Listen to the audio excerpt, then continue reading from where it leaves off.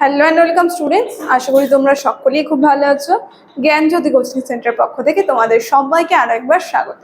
তো আমি মীরা ম্যাম, আমি আজ তোমরা যার যার বর্ধমান ইউনিভার্সিটির আন্ডারে পড়ছো, তোমাদের সেকেন্ড সেম মাইনর বেঙ্গলি যে পেপার রয়েছে, তোমাদের সেই সিলেবাস ভিত্তিক বেঙ্গলি পেপারের সিলেবাস ভিত্তিক আর যেই টপিকটি নিয়ে আমি আলোচনা করব সেটা হচ্ছে মালাধর বসু কোন কাব্য রচনা করেছিলেন এবং কাব্যটির পরিচয় নিয়ে তার যে কবি প্রতিভা রয়েছে সেই সম্পর্কে কিন্তু আমি তোমাদের সঙ্গে আজ সংক্ষিপ্ত আকারে আলোচনা করব।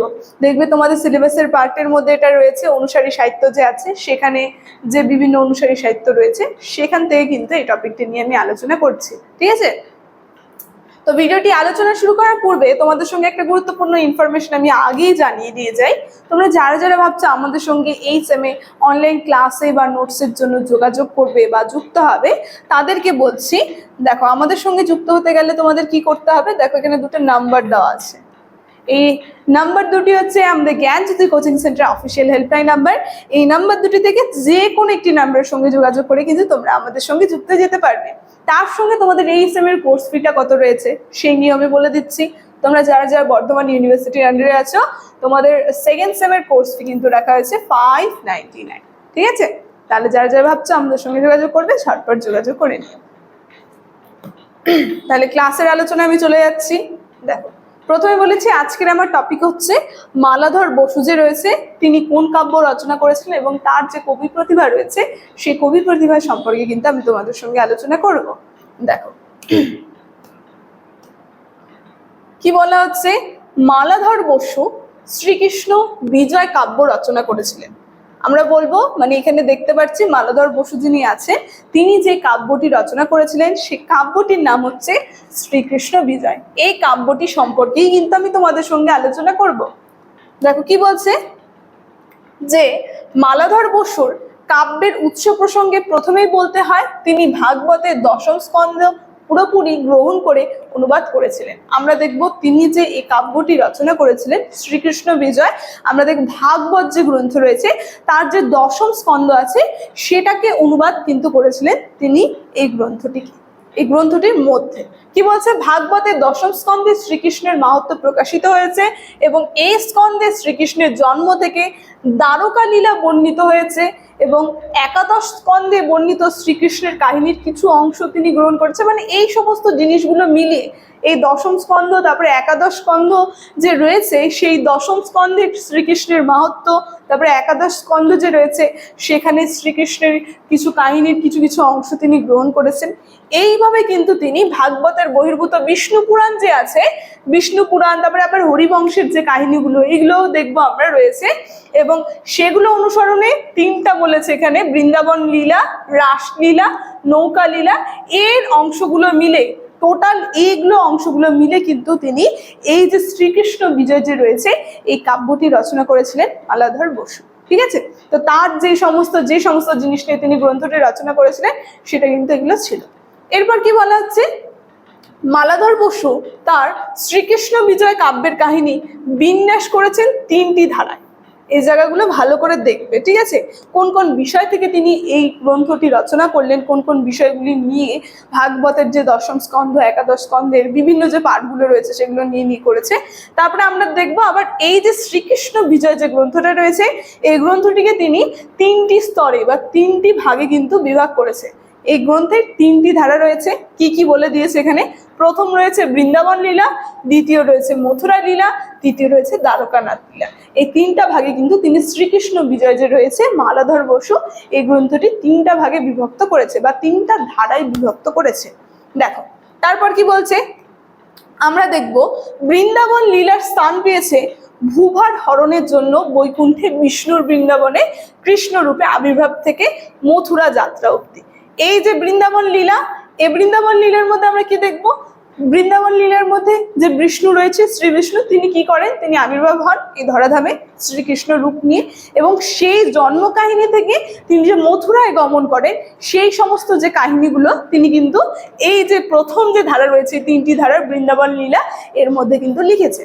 তারপরে আমরা দেখবো কি বলছে, অন্যদিকে মথুরা লীলা। এবার আমরা মথুরা লীলায় চলে যাই। এই মথুরা লীলার মধ্যে আমরা কি পাবো, এই মথুরা লীলার মধ্যে রয়েছে কংসের যে রাজক নিধন থেকে দ্বারকায় জল দুর্গ নির্মাণের যে উদ্যোগ সেটাকে কিন্তু আমরা দেখব এই যে দ্বিতীয় যে পার্টটা রয়েছে মথুরা লীলা, এই মথুরা লীলার মধ্যে কিন্তু আর কি দিয়েছে। যে মানে যখন শ্রীকৃষ্ণ তিনি কংসকে বধ করার জন্য মথুরায় চলে যান, সেই সময় যে কাহিনীগুলো এগুলো আমরা দেখব মথুরার মধ্যে কিন্তু দিয়েছে। তারপরে দেখো কি বলেছে, এবং দ্বারকা লীলার মধ্যে রয়েছে এই যে লাস্টে যে দ্বারকা লীলা পার্টটা রয়েছে, এই পার্টটার মধ্যে আমরা কি দেখব, এই পার্টের মধ্যে আছে দ্বারকাপুরী নির্মাণ থেকে কৃষ্ণের অনুত্যাগ পর্যন্ত, তনুত্যাগ পর্যন্ত, ঠিক আছে, তনুত্যাগ পর্যন্ত যে কাহিনী এর মধ্যে বর্ণনা করা হয়েছে। মানে দ্বারকা লীলা যে আছে, সেই দ্বারকা লীলা থেকে যখন কৃষ্ণ অন্তর্ধান হয়ে গেছিলেন, তার দেহ ত্যাগ করেছিলেন, সে তনুত্যাগ কিন্তু তাকেই বলছে। এই দেহ যখন ত্যাগ করেছিলেন তিনি, সেই সম্পূর্ণ যে ঘটনাগুলো রয়েছে, এই ঘটনাগুলোকে আমরা দেখবো শেষ যে খণ্ডটা রয়েছে দ্বারকা লীলা খণ্ড, এর মধ্যে কিন্তু আলোচনা করেছেন মালাধর বসু শ্রীকৃষ্ণ বিজয় গ্রন্থে। ঠিক আছে, দেখো তারপর কি বলছে, যে এই কাহিনীর ধারাবাহিকতা বজায় রেখে এর মাঝে লোক প্রচলিত কাহিনীকে এর অন্তর্গত করেছে, এবং মালাধর বসুর মূল ভাগবতের হুবাহু অনুবাদ করেননি, তিনি ভাগবতের মর্মানুবাদ কিন্তু করেছেন। আমরা বলবো যে ভাগবতের দশম স্কন্ধ তিনি তুলে ধরে দিয়ে একেবারে হুবাহু অনুবাদ করেছে, তা কিন্তু নয়। তিনি কি করেছে, তিনি যে এর মর্ম কথাগুলো যে রয়েছে, মর্মানুবাদ যে রয়েছে, এই মর্মানুবাদগুলো কিন্তু তিনি আলোচনা করেছেন। দেখো কি বলছে, যে মালাধর বসু অনুবাদের ক্ষেত্রে ভাগবতের বিষয়কে পয়ার ত্রিপদী ছন্দে পরিবেশন করেছেন। তার সঙ্গে আমরা দেখব তিনি যে ভাগবতের এই বিষয়গুলো, এগুলো কোন ছন্দে তিনি লিখেছিলেন। আমরা দেখবো এগুলো হচ্ছে পয়ার ত্রিপদী ছন্দ যে রয়েছে, এই ত্রিপদী ছন্দে কিন্তু তিনি এই গ্রন্থটি রচনা করেছিলেন। তারপর কি বলছে, তার কাব্যে কৃতিত্বময় বর্ণনা কিংবা শিল্প চাতুর্যের প্রকাশ খুব কম। সহজ সরল ভাষায় শ্রীকৃষ্ণের ঐশ্বরিক শক্তি যে রয়েছে, ঐশ্বরিক, এখানে ঐশ্বরিক হবে, ঠিক আছে, ঐশ্বরিক যে শক্তি রয়েছে, এই শক্তির বর্ণনা ছিল তার মুখ্য পরিকল্পনা। আমরা দেখব তার যে গ্রন্থ রয়েছে, সেই গ্রন্থের মধ্যে শ্রীকৃষ্ণের যে ঐশ্বরিক সত্তা, এই ঐশ্বরিক সত্তাকে কিন্তু তিনি জাগিয়ে তুলেছেন। কি বলছে, মালাধর বসু ভাগবতের কৃষ্ণ চরিত্রের হুবাহু দিক তুলে না ধরে সমকালীন জীবনের যে রুচি চাহিদা অনুযায়ী পরিমিতি বোধের সঙ্গে কৃষ্ণের ঐশ্বর্য লীলার বিষয় অধিক দৃষ্টিপাত করেছেন। আমরা দেখব তিনি ভাগবতের যে কৃষ্ণ চরিত্র যে রয়েছে, ভাগবতের যে দশম স্কন্ধ থেকে নিয়েছে, একাদশ স্কন্ধ থেকে যেই সমস্ত বিষয়গুলি নিয়েছে, সেটার হুবাহু কিন্তু তিনি তুলে ধরে দেননি। তিনি কি করেছেন, সে তৎকালীন সময় যে সমস্ত গুণগুলো রয়েছে, যে সমস্ত যুগরুচি চাহিদাগুলো রয়েছে, সেই চাহিদাগুলো তার সঙ্গে কৃষ্ণের যে ঐশ্বরিক সত্তার যে লীলা, সেই লীলাগুলো কিন্তু তিনি তার শ্রীকৃষ্ণ বিজয় গ্রন্থে কিন্তু তুলে ধরেছেন। কি বলছে, যে দৃষ্টিপাত তেমনই করেছেন, এবং কৃষ্ণের যেমন বীর অপরাজেয় প্রেমের মাধুর্যময় এবং শ্রীকৃষ্ণ কাব্যে বাঙালির জীবন প্রকৃতির পরিচয় আছে। আমরা দেখবো এই যে শ্রীকৃষ্ণ কাব্য যে রয়েছে, এর মধ্যে শ্রীকৃষ্ণের প্রেম, তার সঙ্গে শ্রীকৃষ্ণের যে জীবন কাহিনী যে রয়েছে, জীবন প্রকৃতির কাহিনী, সেই জীবন প্রকৃতির কাহিনীও কিন্তু বর্ণনা করা আছে। বলছে বাঙালির রাজনীতি, এই সমস্ত বিষয়, মানে সেই তৎকালীন যে যুগরুচির যে চাহিদাগুলো ছিল, সেই চাহিদাগুলো যেমন বলেছে রাজনীতি, তারপরে পারিবারিক দিকগুলো যে ছিল, সামাজিক আচার অনুষ্ঠান, দৈনন্দিন জীবনের যে খাদ্য সামগ্রীর স্বাদ, সমস্ত তার কাব্যে সুন্দরভাবে কিন্তু তিনি চিত্রিত করেছেন। ঠিক আছে, আমরা বলবো যে সম্পূর্ণ ভাগবত অনুবাদ করে দিয়েছেন, তা কিন্তু না, এই সমস্ত বিষয় কিন্তু তিনি আলোচনা করেছেন। সেই জন্য মালাধর বসুর কাব্য বাঙালির কাছে সমাদিত। তারপর কি বলছে,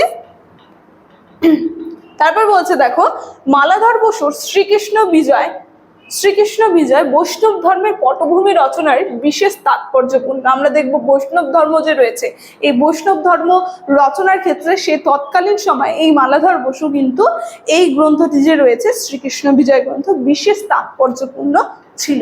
তাই বলছে যে রূপানুরাগ ভক্তির পরোক্ষ প্রেরণা এই কাব্য, তার সঙ্গে নন্দের নন্দন পুত্র মোর প্রাণনাথ, তার এই উক্তি বৈষ্ণব সমাজে স্বীকৃতি পেয়েছিল।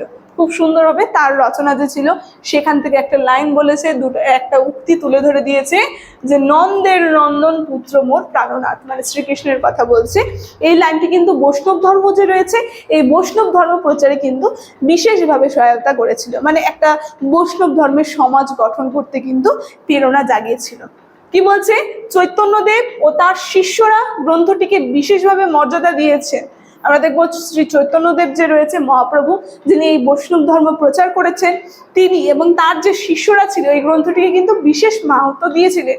তার সঙ্গে কি বলেছেন যে পরবর্তী যুগে বৈষ্ণব ধর্ম বিকাশের ক্ষেত্রেও মালাধর বসুর শ্রীকৃষ্ণ বিজয় যে কাব্য রয়েছে, এই কাব্যটি গ্রন্থের অবদান কিন্তু বিশেষভাবে গুরুত্বপূর্ণ। আমরা দেখবো বৈষ্ণব ধর্ম বিকাশের ক্ষেত্রে সে তৎকালীন সময় মালাধর বসুর এই যে গ্রন্থটি যে রয়েছে শ্রীকৃষ্ণ বিজয়, এই গ্রন্থটি কিন্তু বিশেষভাবে গুরুত্বপূর্ণ ভূমিকা কিন্তু পালন করেছিল।